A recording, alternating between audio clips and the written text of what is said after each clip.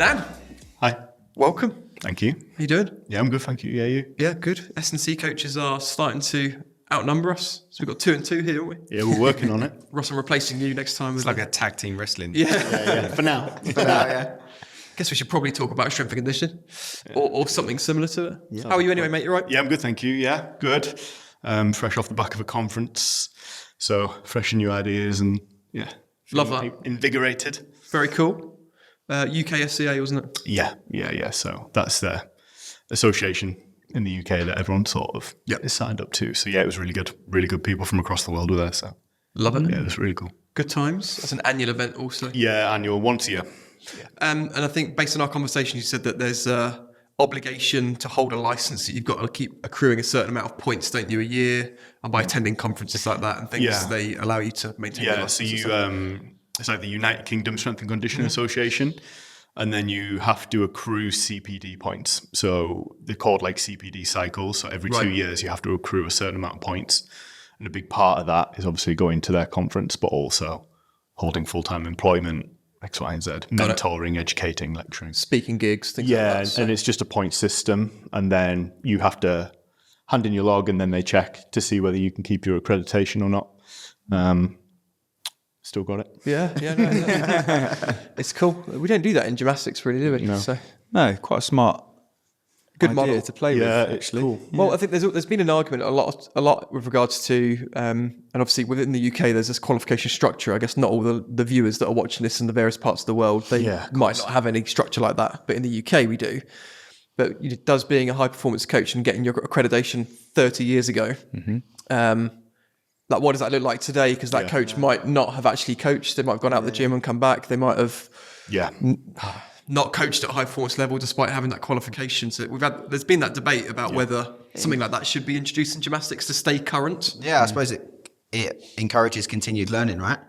Yeah, for sure. I guess the people that would be against that would probably be people that are against learning and see that as hassle. But I would see that as being like great. Yeah. If I have to go to conferences and accrue points, that to me links back to like the conversation we had in another episode about curiosity and enjoying learning, I guess. So yeah, no, it's like you said, I think it's so you continue to learn. So like once you're accredited, that's great. But then it's what do you continue to do, 5, 10, 13 years, whatever down the line. There's guys who are there who has set up the UKSCA still having to do their CPD log the same way someone who's been doing it 2 years. Yeah. And then the big change that is going to be coming in 2025 is that they are going to like a chartered status. So you have to basically prove your CPD log against being chartered. And it's going to like sort of basically solidify the industry into like being something even more official as well. So it's exciting. It's good. They've done a really good job with it. It's nice structure that. Yeah, it's great. Makes me think about how different it is. Getting a qualification is one thing, but actually having experience is different and learning. Of course. Like the journey almost starts when you've got it. A bit like driving. You pass your driving test and then you're like, woohoo, I can drive. And it's like actually all your mistakes happen after that. Yeah. You truly learn how to drive in those years after. And it is the same in coaching, isn't it? Just because you've got a qualification absolutely doesn't mean that you've necessarily got any more knowledge. No. Or maybe it is that. It's a little pot of knowledge, but the real learning takes place afterwards, I think, when you're in the gym and you're practicing that stuff. Yeah. Do you think that works the other way as well? So do you think you can collect experiences without having that, let's call it qualification or piece of paper, and still have for sure just as much knowledge? Oh, I mean, I think at the end of the day, it is a system that we use for administration purposes more than anything. It's like insurance, quality control, being proactive. I understand why it's in place. Yeah. But I mean, it's a bit of paper at the end of the day, or it's a tick box in a computer, isn't it? Yeah. Plenty of countries that don't have a qualification structure, but there's phenomenal coaches that have lived in the gym for 30 years and I think that's it's an interesting sort of. But around that point on mistakes, it's still the stigma around making mistakes is a negative. Yeah. However, it's your only point of really learning. Yeah. It's a mantra that I use in the Scottish system that I'm helping with at the moment. Like the little very very young ages, you come into the squad to make mistakes. You're not coming to be the best you can. You're not on show. if you don't come to this and make mistakes, I'm not going to be able to help you move forward and improve and get better. There's a time and a place to aim for perfection, but make as many mistakes as possible. Yeah, I love that. But I don't know quite what it's like in the S&C realm, but I also feel what opportunities are, not what opportunities. When you make a mistake, the judgment of you when you make that mistake is also very, very harsh. Yeah. And that's got to kind of change a little bit as well. Yeah. For us to be able to grow comfortably. Yeah. And with confidence. Yes. I'm originally from a team sport background. So we would be sort of saying, like, if drills aren't failing a certain percentage of the time, we're not actually fostering learning. Yeah. So we would almost set up drills with the view of when they break down, that's because of a technical breakdown. But like we'd almost like be celebrating it because you're challenging the athlete to that point. Yeah. So for example, like there were certain sprinting drills that we would look at for rugby players where we would try and get them to like segment their body. So can you sprint this way and turn your body this way to receive a ball? And basically but obviously there's a lot of learning there. So when they got that wrong, there was no like harshness to it. It was kind of like the coaches looking at each other being like, cool, let's see if we can change that within 4, 5, 6 reps of this. Don't get me wrong, the odd tumble and stuff, you're going to get a bit of a laugh at. But there's certain things like that where we're pushing for that failure. And then there's obviously other things where you're, what we call like a bandwidth of acceptability, where if you have 240 kilograms on your back, that bandwidth is really slim in terms of what we're willing to accept that you change in that moment there and then. All right. So yeah, we kind of expand it and close it down depending on where we are in the process. Yeah. I suppose that's the same in gymnastics though, right? As the skills get more difficult, you have to be a little bit more focused, a little bit more locked in. Yeah, definitely. I think we're probably going to get down these rabbit holes. I think they're really interesting ones. So I've got what I've called the perfectrum spectrum, which is like at one end is like absolute perfect technique, perfect execution, the textbook version of a skill or an activity. And at the other end is, well, of course, the opposite to that. And it's where we sit as coaches on that spectrum. And I think that we probably don't always live in one place, but we bias a certain area of that spectrum. And you can usually tell, with watching other people's athletes, like where they would tend to sit. But I think there's repercussions of wherever you are. So if you're too far up at the perfection end, usually those athletes don't deal well with failure as much because the expectation is so much higher from the coach. They're almost trained to, like, there's a repercussion. If you make a mistake, it's not okay because you've got to be perfect.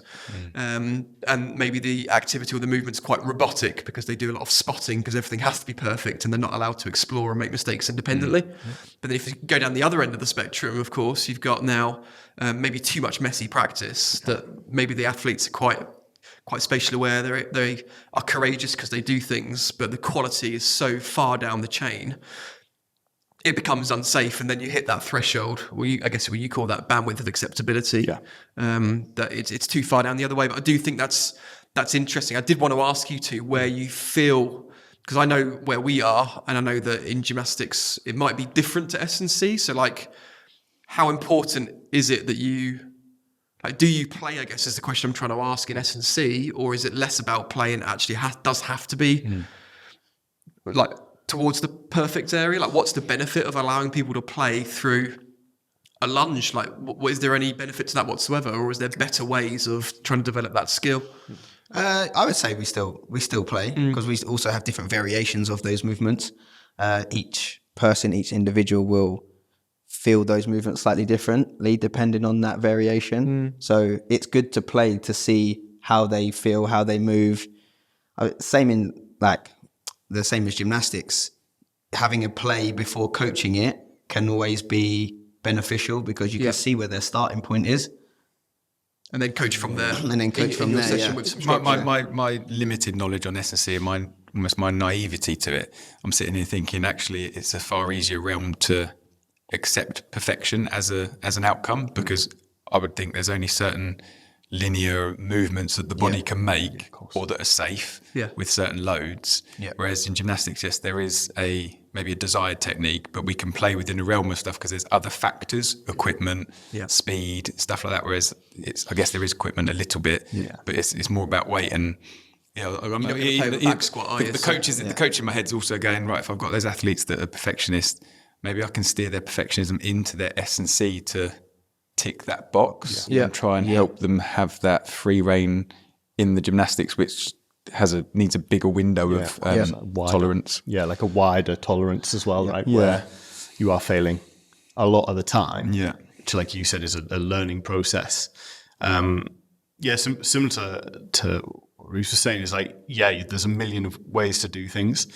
So if I give you an example, like, so if you take a squat, and the way you start learning that is you teach as many variations as you can to create understanding in the movement, because you're trying to sort of cinch together motor learning, really. And then when they're at a lower load, like, there's less perfection, right? There has to be some learning that takes place, and actually it has to come from the athlete. So we call it like self-organization. So do you put your body in the right space at the right time? You know, when that's low load, I'm not particularly leaping on that athlete and giving them the change.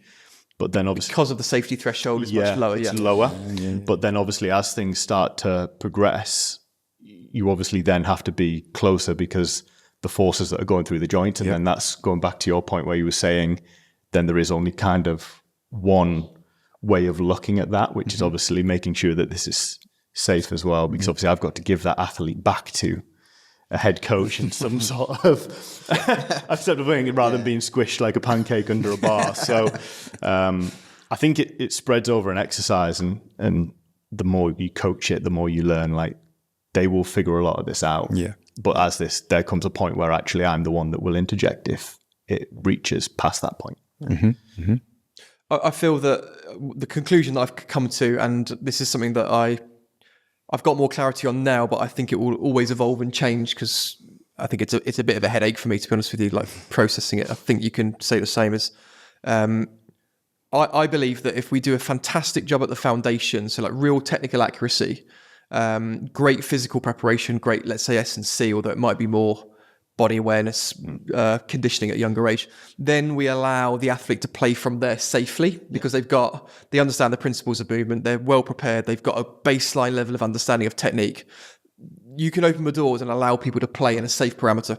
If you don't establish those foundations, and then you still approach coaching with a playful way, it just becomes a mess, because like, the kids will just be chucking stuff. They've got no comprehension of technique and understanding, and you never get that back. So that's the conclusion that I've got to about how to have a happy medium, is that you do a really good job at a young age. You're still playing with them, but the boundaries are a lot less or tighter. And then you establish those principles of movement and foundations to basically be able to say, yeah, cool, have a play with that. Yeah. Or you set the environment and say, give that a go, without over-coaching. Yeah. That's kind of where I'm at with it, because I've had mentors at either end of the spectrum. Okay. Let's say middle and end. So absolute perfection, like right at the top level. And then someone who's got the same high expectations, but a completely different path to get there. Okay. And I've seen them both work equally incredibly. And that's what's a headache for me, that I'm always going where do I actually fit on this journey? And as you work with more coaches and you see different styles, I mean, you could spend a week with someone and come out of that gym and go, I love their philosophies, I'm going to do more of that. All right. But then the next week you go to someone else's gym and they've got contrasting style, and then equally as successful, and you go, but I really like that. And now you're just like, what do I do? Yeah. You've got to try and take a little bit from everyone to try and develop a philosophy, I think, and a system. Do you think that could change depending on the athlete that's in front of you though? No, I don't think it should. I think that you have to create a system, and you have to see whether the athlete fits into your system. I think that if you flex too much on a philosophical approach, I think there's danger to that. Okay. But I think you flex to the individual athlete's needs from a personality perspective. Yeah. That's just, again, I might be wrong. It's just the way that I view it. But if I was creating a program, like a gym club and a structure, it would be very much a case of, this is the way we teach. Okay. So this is our approach. This is the way that we teach. We'd love for you to fit into this, but if you don't, we'll happily help you find a gym that fits you and caters for you better. That's interesting. And I think a lot of clubs probably don't do that enough. They try and meet the needs of everyone, and then it leads to all sorts of different issues. So there is flexing that takes place, but if I'm all about like planting seeds early and taking a slow, methodical approach and doing this, like, I'm not going to flex that because of another athlete, because then that compromises the other athletes that are in that do fit under the system, and now it becomes a bit of a mess. I see that. Just the way I view it. Sense. And And I don't know how everyone else feels about that, or from a practical perspective, you're obviously running a program. Yeah, it makes a lot of sense. And in my experience, there's the danger with over-flexing to accommodate certain needs, wants, desires, is you almost lose your way. You lose an element of precision and accuracy in what you're trying to teach, how you're trying to approach things. And without sounding too spiteful or negative, if you bend and flex to meet every need of every person, you lose where you're going as well. Yeah. And What's important to you. once that's lost, then you're in no man's land. And no man's land's a very dangerous place to be as a coach, because your focus is gone, your drive is low, and those things that should hold you in strong stead have dissipated. I think, because I keep thinking, I'm not playing you boys down, but there's elements of ease to S&C because of the nature of how you go about it. Lift weights, you got to lift weights well, and it's one of my foundations, and I'm not underplaying anything, because I believe I've watched it change the game. For those athletes that have embraced it, had the support to embrace it, the funding, it's skyrocketed performance and created indestructible bodies. But it's down to the people you work with again, isn't it? Yeah. Ultimately, the people around you are either going to support that look on something or that approach to teaching, and it's going to flourish. Or it's not. And you're in no man's land, like I just said. For me, it comes down to clarity. So, like, as a coach, do you have clarity in what your philosophies actually are? So, like, I know what my approach is to teaching. I'm not going to flex that to any athlete. I'm going to flex in the approach to teaching an individual. Meet their needs, but I've got a teaching process, and that's not something that I want to compromise unless I evolve it through learning. It's not going to be fixed personally, because I'm always reviewing it and going, could I do this better? Could I do that better? But it's when you don't have the clarity in the first place, you can't have the conviction in your answers of saying, well, this is actually the way that we're going to do things, or this is the way that we do things around here. And you do need courage, I think, to be able to have those difficult conversations sometimes with an athlete or with a parent, and basically say, this is our system, and they might be pushing back, and you've got to hold your ground, like you've said. You can't hold your ground if you don't know what your ground is. And your entire coaching is built on like your philosophies, your values, and your mission as at the club. Are you a performance center or are you not? Even like a parent and athlete, even a coach. So like as a S&C coach, I've also got to be managing the relationship with that. So if you start probing and asking why I'm doing something with an athlete, because you don't necessarily not disagree with it, but you're definitely questioning it, and then you start to realize, hang on, this guy's just on shaky ground here. He doesn't really know why he's doing this. Like, what would your initial thoughts be? You'd start to go to like, well, actually, is this guy just making this up? Are we in the right place where you've got to be willing to, like you said, like sit strongly on your philosophies? And then I guess the skill is like from a support staff point of view is, can I take my vision and make sure that the coach is really clear on it, that I'm supporting their one through my methods? And the places where I think I've done that wrong is where I've taken my vision and just done that in a silo. And then the coach doesn't understand it, and it just leads to a great amount of frustration from that side, because they're just like, this guy's doing stuff that I don't really understand. And I know I'm doing what I'm doing is correct, but there's no understanding there. So it has to be like, I guess it's so clear in our own heads. Like, this is the way that I view the world. And you think that other people get it, but if you've never communicated it or had time to sit down and say, on that, it falls back on some sort of communication, doesn't it? And I think where I've failed in that realm before is communicating that after the incident or after the locking of horns or after the disagreement, rather than sort of preempting things and setting out from the beginning and bringing it back a little bit to the simplicity of things. And I was playing with ideas on the way up and words and stuff, and actually a philosophy of mine now moving forward, and something that I think is easy to get on board with is trust, train and flourish. And how I can get that across, if that needs to be up on the wall, or that's what goes out as an email to everyone, understand this is what we're going to do to try and gain trust, work on trust. Ultimately, we're here to train, we've got to train, and there's ways to train, and I want you to flourish. I want to flourish. Yeah. And how are we going to maintain that? Well, it comes back to the way we train and learning to trust each other. Yeah. And that's kind of, because I've always complicated things and I get muddled up with my words and all sorts. So these 3 little word things work quite nicely for me. Nice. And I think it's simple for parents. It's simple for a child. Their words. Memorable. Power of three words. So Gives you 3 pillars to look at and judge yourself against. So like a quick reflection point as opposed to this big process sometimes as well. Yeah. So you can say, did I manage to do trust? Did I manage to train? Yeah. Did we manage to get that person to flourish in a competition, in a year, in a day, in a session, in a conversation? I think it just gives me 3, like the pillars is a good reference point. Just give me those things to go back and look at. Where did it fail? Yeah.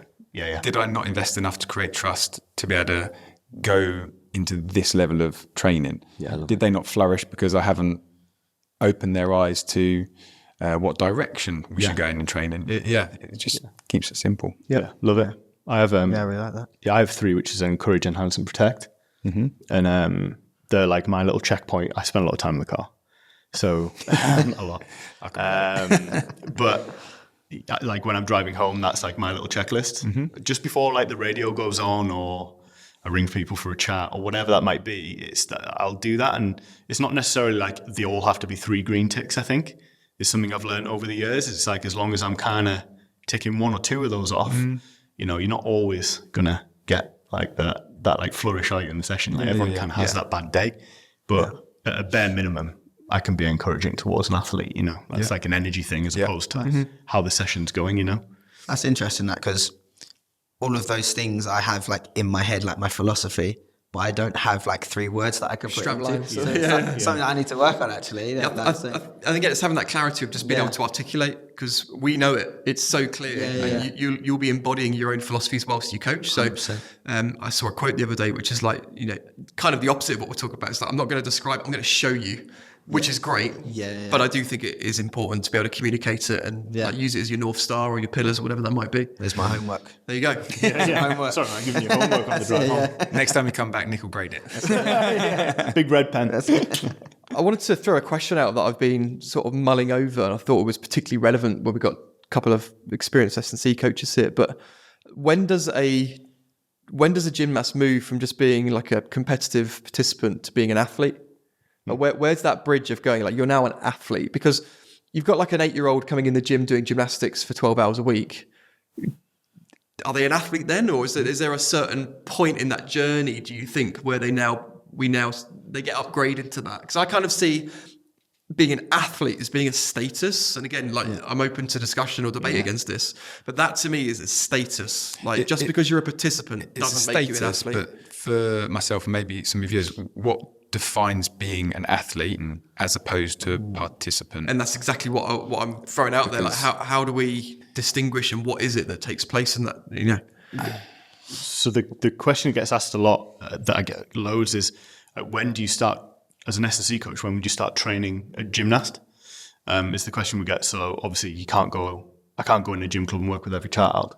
But what we sort of say is when they start to take part in what we would class as like organised sport, there should be some element of physical preparation going into them. Does that necessarily mean that they need a periodised plan but should they be doing some sort of physical stuff along the way? So that's always been my answer to that. I don't think that's probably answered exactly the point where. But in gymnastics, organised sport happens extremely early. 6 years old, 5 years old, and so I don't think we could use that as necessarily the benchmark. Terminology is tough for me because I've gone from calling gymnast to athletes over the years because I'm in awe of their athleticism ability.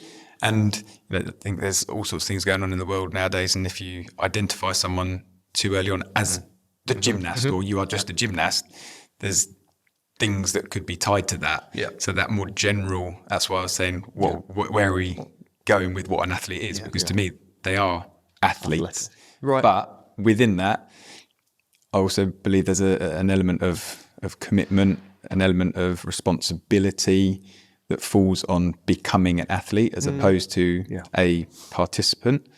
But is the athlete bit a byproduct of being committed? Like you become an athlete because of your hard work and your commitment and the hours that you've put in. I've just been thinking about it. It's interesting for me because the last few days is actually something that I've really been thinking about. Okay. And I designed like this pyramid, and at the bottom of the pyramid it says human. Mm-hmm. In the middle it says athlete. Right. And at the top it then says gymnast. Okay. So for me, when it comes to coaching and with the person that I'm working with in front of me, train them as a human first, then as an overall athlete before training them as a gymnast. So I think a gymnast is at the peak for me. Okay. And I think that anybody that participates in sport is an athlete. So the 6-year-old that comes in for 4 hours a week? I would say so, yeah. You would say so, yeah. And is there a difference between being an athlete and athleticism? Because if we're thinking about a physical preparation model, I would say that athleticism, or we could loosely call that general preparation. So the ability to run, hop, skip, jump, throw, catch, all of that sort of stuff, which impacts multi-sport. That is a foundation to build any sport-specific stuff on gymnastics. Yeah. So I would agree with athleticism coming first. I'm just I'm at conflict of whether I think there's thousands of gymnasts, but not many athletes. Okay. Again, I don't have clarity on it, and which is why I'm asking the question. I'm intrigued about where, and I don't even know if it matters for me. But in the language, I'm thinking that to be an athlete, I think is a status. Is how there we an benchmark that against? Is there an element of professional athletes? Potentially. I was just about to say, is there an element of professionalism associated to being an athlete? Yeah. Do you have to be professional in your approach to warrant that title? Because there'll be a lot of, let's say, adults that do gymnastics that have got like very disciplined lives. They'll sleep amazingly. They'll have a great nutrition plan. Yeah. They'll really take care of their own wellness. They'll go to the fitness gym a few times a week. They'll also do a bit of gymnastics and they probably live like an athlete. They take it that seriously, but again, I'm questioning whether can it be that personal? Can it be a personal decision? Yeah, maybe an identity that they carry as a themselves. participant, or whether you're an athlete. It could be a lifestyle. Your life, yeah. I think I'm probably leaning in that direction personally. So I was just interested what your thoughts were, really. Yeah, I think because we are seeing a change in terms of other forms of training. So obviously being popularized, right? So we went through the CrossFit trend, and then we're going through the Hyrax one currently. Yeah. But if you were to ask those people, they would probably consider themselves athletes in the way that, and I would too, in the way they train. But when you break it down, you're doing methods of training, arguably, that I would use to get an adaptation for a sports person that I work with. But I sort of think it's somewhere in between where you're at, where I love the idea of it being earned a little bit, and it's how the values that you foster and how you behave and how you go about it. But then I think there is the other side of it of like there's a bit of a discipline in it as well. So if you have a disciplined lifestyle in your training and you are competing in some sort of shape or form, adult or child, I think you're potentially classed as one as well. So I worked in rugby for years, and you would probably, you've seen them. Story about that. Never felt so insignificant. Standing in the corner, walking in with like my little notepad and glasses on, standing in the corner of these absolute units, like shifting some weight, and I was just like, it's a very different culture, wasn't it? Wow. But those guys can't do a handstand. Nor can I. I mean, but I can't even say I've got that. but a 6-year-old in a gymnastics club can. Yes. So then I think that's where we could drag you into murky waters, because it's just like those guys individual to each sport. And does that rugby player being able to do a handstand allow him to run into someone at high force and keep the ball so you can do your tactical play? Probably not. But does a handstand for a little 6-year-old put you on that athletic journey? If you can or can't do it, probably that's going to define whether you do gymnastics or not, right? Whether you find that difficult. So what about if you were so let's talk, for me, for example, I was a high-level athlete. Now I no longer do gymnastics. Yeah. Am I no longer an athlete? That's a really interesting question as well. You train But I train 4 or 5 times a week. I can compete in powerlifting, CrossFit, whatever it is. Yeah. Or am I just no longer a gymnast? Because I can still do athletic movements and I can still do gymnastic skills. Yeah. But I personally wouldn't now identify as a gymnast. Yeah. But I would say that I'm an athlete. You say that, yeah. Because of the lifestyle Yeah. and yeah.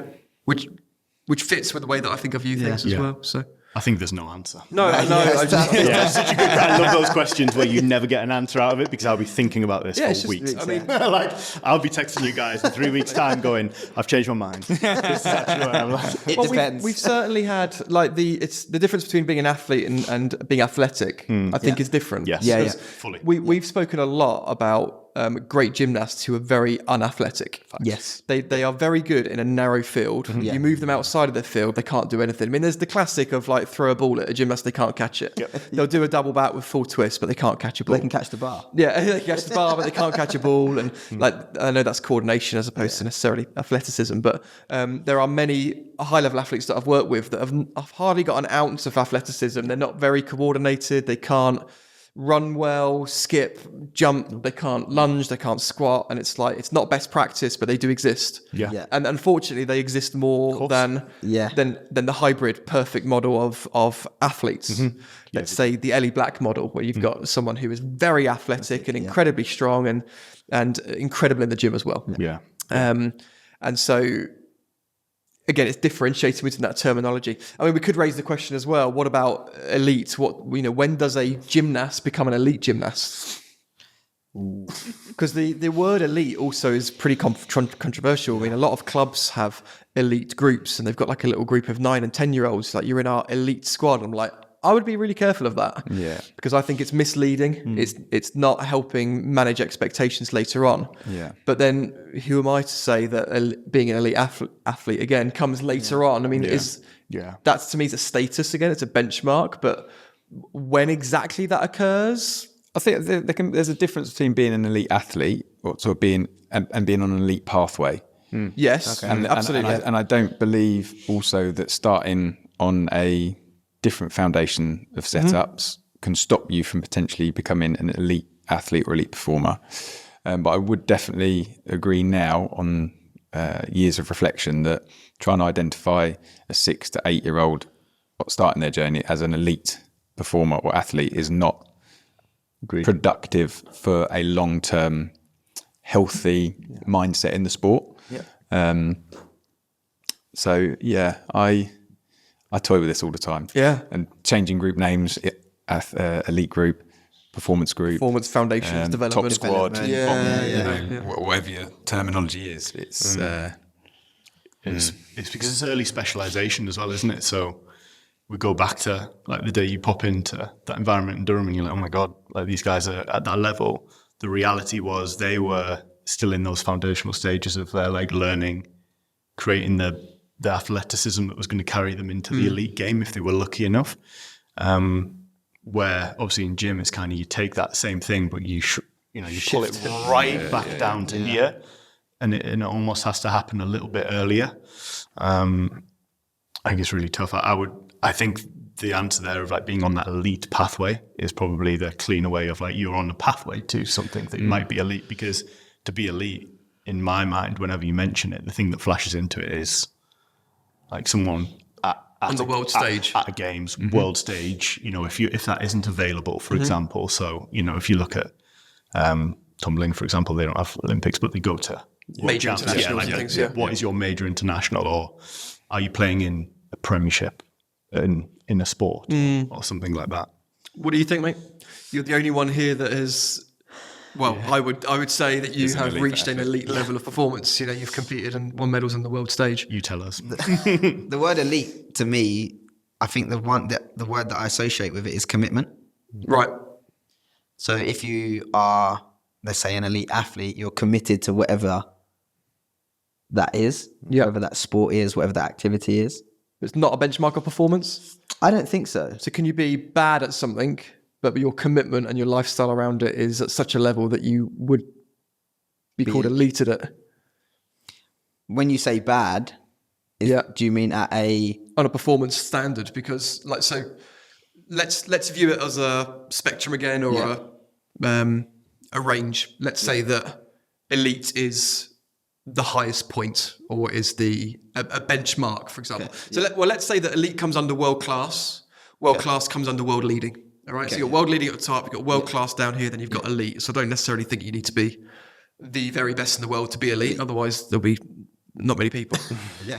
So if you were right off that scale at the bottom, but that's me thinking of performance standards being associated with elite. Again, that's just the way that I view it. Yeah. It is a benchmark. Yeah. It is something that's earned. But so not everyone, in my opinion, can be considered elite, even if you are committed, because there has to be a status in some way. Does having elite level commitment, elite level principles, values, make you elite? Lead you to. Or lead you to? Yeah, okay, yeah. In that sense. I find it hard in gymnastics because then I keep coming back to the development groups that you have. Yeah. And they're not elite. No. But you might identify that they would be on an elite pathway potentially one day. So is it elite characteristics or behaviours? No, I think it's the destination. Yeah. I think it's a milestone on the road to the next level personally. And I think that the behaviours and attitudes lead you to becoming that status. You achieve it. It's an accomplishment. It's a benchmark. So if you do it once, you're forever elite. No, it's a performance standard, so it has to be sustained. Okay. You could become an elite gymnast, elite athlete, but then you could fall off that and end up at a lower level. But then you could arrive back at it again. Okay. Short interruption. If you're a head coach, club owner, manager, or leader, check out our high performance health check for a free insight into how well your club's operating within our 6-category framework. Head to nickruddock.com/health check to take our 10-minute assessment. We'll send you the results straight to your inbox. Back to the episode. In gymnastics, what we used to have, and this was an unwritten rule years ago with different competitive systems, but everyone kind of deemed that once you'd passed your compulsory level 2 and you qualified for the British Championships, you were now an elite athlete, elite gymnast within the British system. That was kind of loosely, because it was called the elite grade, wasn't it? Level 2, the elite grade. From gymnastics point of view, I don't think you can really deem yourself an elite athlete until you're in your senior ranks. Yep. Up until that point, you're on your elite pathway your elite journey. Yeah. I think once you get to that point, because it does then become your world stage to compete. Yeah. And then you're open to the ranking or the range that you were speaking about. So I would definitely, from a gymnastics point of view, try and have that as your benchmark once you reach your senior. Yeah. And then it also gives you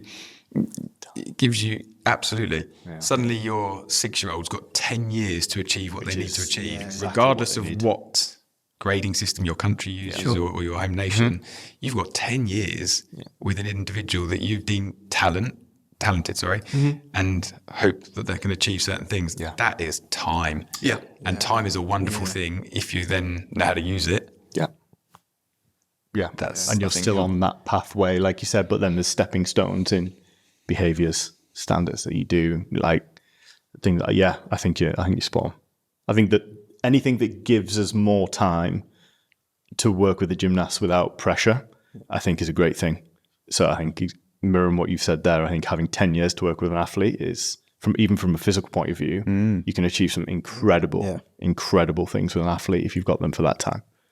So we talk a lot in coaching about, particularly now, being patient, slow and steady. I'm not challenging it at all. I absolutely believe in that. I think everyone that's seen any of my work knows that I strongly believe in it. However, I also believe that you can go too slow. Yeah, agreed. And I believe that if the pendulum swings too far and we start to think, let's take the numerous gymnasts on the world stage at the minute that are competing at 24, 26, into their 30s, for example. If we continue to say, they're coming in at 6, you've got 25 years, we've got all the time in the world, a lot of gymnasts will miss their development because the reason why those gymnasts are still competing is because they had really good foundations and they were doing gymnastics early on and they acquired a lot of skill at a young age and I'm sorry, but I think what that time does give you is the ability to, for use of a better phrase, turn up the volume at times when you need to and tone down the volume. Yeah. Whereas it's not foot to the floor all the time. Whereas if you for sure. if you're stuck at or you come into it late, then you're got to go. Yeah, down and you're rushing and you're going to occur mistakes. catch up. Absolutely, which in itself has fear factors involved with the potentials of like I said but that's because there's a difference between pressure like that. Because still over those 10 years that we were just referencing, and the pressure is different because you can build the pressure and you can learn to manage the pressure and all the wonderful things that come with time. Yeah, lessons along the way from failing. Absolutely. So when you get to that point where pressure means something, or you've got to cope with it, you've got all the tools you can. Whereas if it's squashed, it's pressure's pressure. It's going to burst, boil over, or You're going erupt, to see isn't it? some sort of effect from it, aren't you? Yeah. Just often thinking about this, that we've got to understand that there's an optimal threshold of pressure that does need to exist all the time. And it's not just you've got 10 years, don't worry about it. It's like, well, no, we still need structure. We need a plan. We need progression. We want progress. We understand that you won't always make progress. Your trajectory's not here. But the understanding the time scale more for me is about decision making. It's about going, well, you can do that skill, but you don't need to do it now. Or like, let's plan 3 years ahead.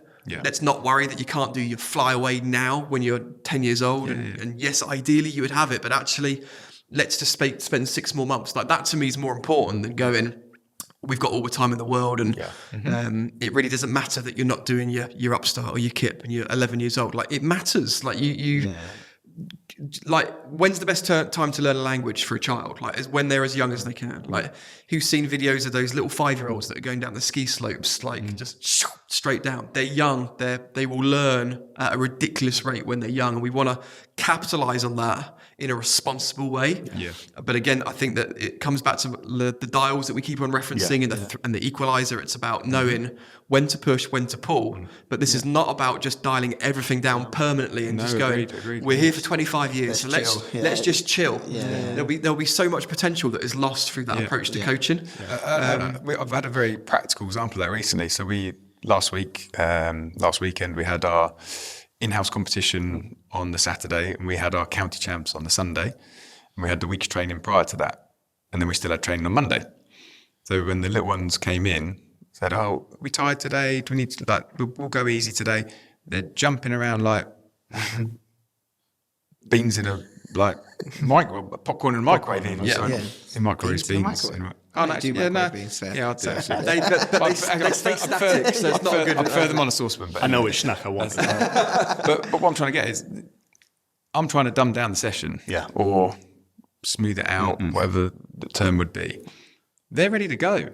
So I've gone with that. They might feel a bit more tired on the Wednesday or the Tuesday. We've had to amend the sessions, but you're right. If you're just going to take it too slow all the time because you're worried about this, or they don't need to do that quite yet. We had such a good session. We got to play with things that they didn't have to do over the weekend.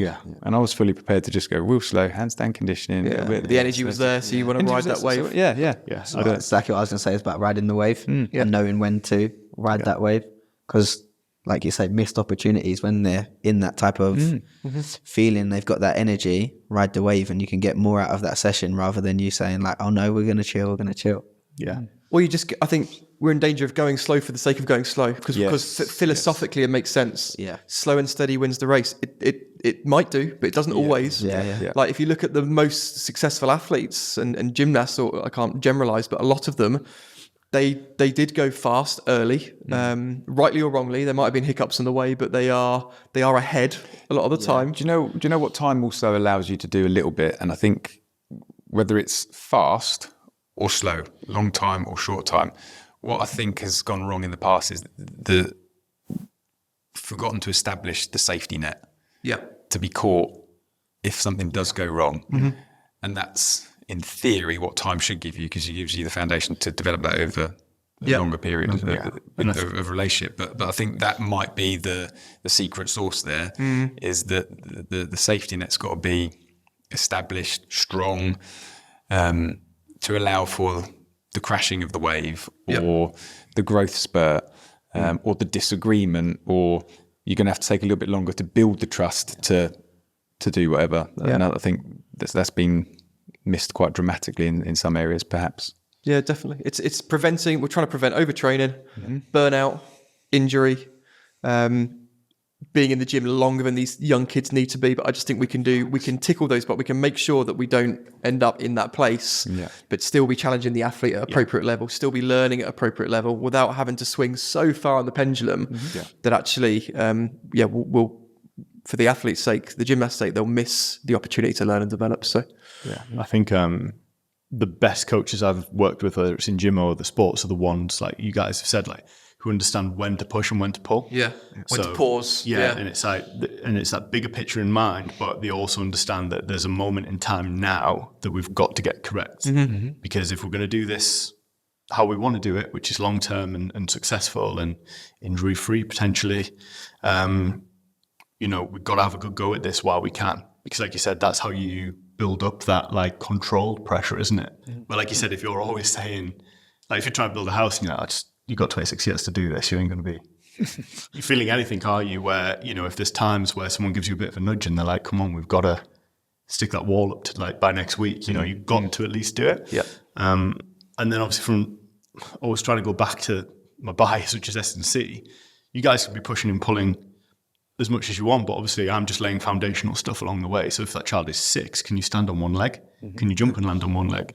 Can you do some foundational movements? So by the time that you are 16, 17, 18, I'm not having to teach you this stuff. And that's the biggest change I've seen over a couple of years of like, there clearly is some more foundational work being done than receiving an athlete who's 14, who doesn't know how to do a squat, a Bulgarian, who can't stand on one leg, who can't move their shoulder blades around, which is what I first encountered when I came into the sport. And I think it's because of the work that's being done early on in the background. And you can push that stuff, right, all the time.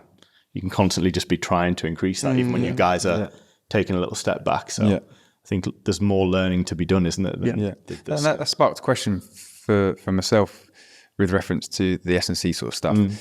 I'm often told something's better than nothing. My question to that statement would be, but is something dangerous rather than nothing? Which one is better? Doing nothing and staying in the realms of what you know, or doing a little bit of something that you don't know what you're doing? Dabbling with S&C. Because like I said, lots of advice have been given. Well, you're better off doing a bit of this circuit here, 3 of those exercises rather than none of it. But are they doing enough? Would the loading be right? Is the that kind of...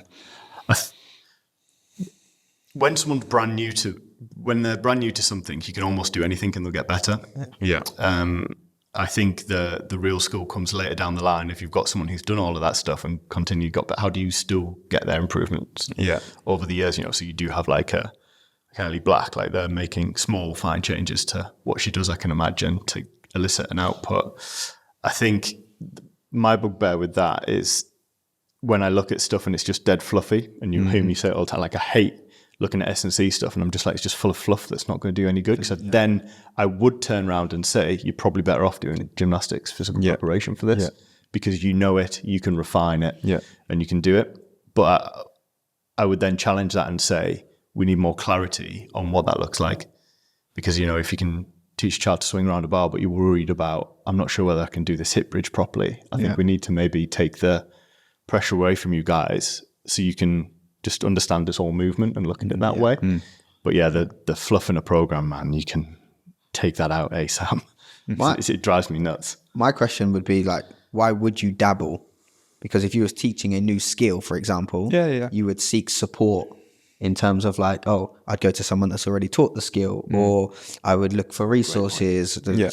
You wouldn't dabble in, we'll see how it goes. For me, I think maybe the general coach, you're from a gymnastics background and you've really made the efforts to learn the sport inside out, but you go with what you know. So if I brought an S&C coach into gymnastics that didn't know gymnastics, their approach would be, let's do more S&C. Let's make this. Their bias would be to their side gravitate to what they know, and I think that's maybe what it is in gymnastics. It's trying to find the time, the space, the equipment sometimes. So the dabbling comes from knowing that it's important, hearing that it's vital, its value is there. So there is that element of dabbling, which doesn't ever, can't speak for everyone, but doesn't often result in great S&C.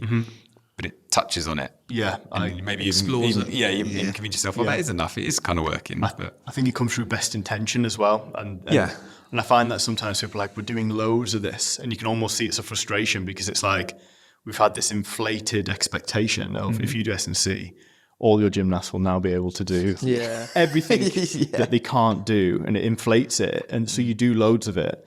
But what you normally find, it's something we chat about, is like it's not being done with the refinement that's required to get what you want. Because I will say on that, like, it is magic. Yeah, it's incredible. When it's done properly. S&C done properly is magic. Yeah. I would never disagree with that. No, but I have to speak. It's lovely to hear. And I find it extremely frustrating that I can't provide that for all of the athletes that are on our elite pathway. Yes. Yeah. Because I know the value in it. I've seen the value in it. Yeah. It's brought athletes of mine back from the brink of death, for a better word, to then be able to, in crazy short amounts of time as well. Yeah. To then be able to fulfill some of their lifelong dreams. Yeah. Which is, and that's what it's about, isn't it? It's like you've supported the athlete to the best of their ability to do what they want. It's refreshing. So that brings me back to the probably a little bit the touching on it, and is it better to do a little bit of something than nothing? Because I feel if I can give them a little bit of something, it will hopefully get them part of a chance or a few percentages increase to achieve a little bit more. I think seek that advice as well. Like, and I would say that S&C coaches are some of the most time poor in how they manage their own time. Because if you were to go, can I grab a chat with you on Wednesday about that? And it doesn't have to be me, it could be any S&C coach. They're quite passionate about it. And I think they'd jump at the opportunity to be like, let's just hop on a call and let's do that. So, I must agree. Anytime I've spoken to you, it delves into things. There's a great S&C guy up in Scotland, and often I end up, the conversations we have, they're just so passionate. So passionate. I've just done 3 days of 10 hours a day, effectively, of chatting about it, and at no point did anyone look remotely fatigued. Wow, that's cool. At it, so there is a hunger for them to get out there and do it, and they love curious people. So like when me and Nick started working together, it was that of like trying to discuss equal curiosity, but on opposite sides, wasn't it? He was learning gymnastics, and I was learning S&C from him. So we're still on that journey. That's a super powerful dynamic. It was cool. Well, coaching side by side, like Dan would stick to me whilst I was coaching, and I would stick to him when he was doing his bit, and just pester each other with questions all the time. Yeah, and it was safe though, because at no point I was asking some crazy, stupid questions, because I used to get white noise when an athlete went upside down. I'd never had that before, and if he had, something terrible had happened. So like I was having to ask like really simple questions, but I felt like kind of happy to do that. But it was the same way, like if Nick was to ask me something really simple that I viewed in strength training, I wouldn't be like, well, you should know this. Like, we just went at wherever our starting point was, and we just built from there. Because we were trying to achieve something for someone else effectively. I think it's that combination of curiosity, vulnerability, safety, and a bit of humility. That is, you can be a weapon if you've got that. Yeah, scary. Love it. Gents, have enjoyed this. Great conversation again. Thank you very much. Looking forward to the next one. Thanks so much for listening to this episode of the Gymnastics Growth Show. Now, if you're an ambitious gymnastics coach with a hunger for self-improvement, check out my Gymnastics Growth Academy, where you'll find members from over 40 countries, all accessing my masterclasses, courses, templates, live community calls, exercise libraries, and so much more. It's a program that members have described as life-changing. So why don't you check it out for yourself? Head to gymnasticsgrowth.com to learn more. See you on the inside.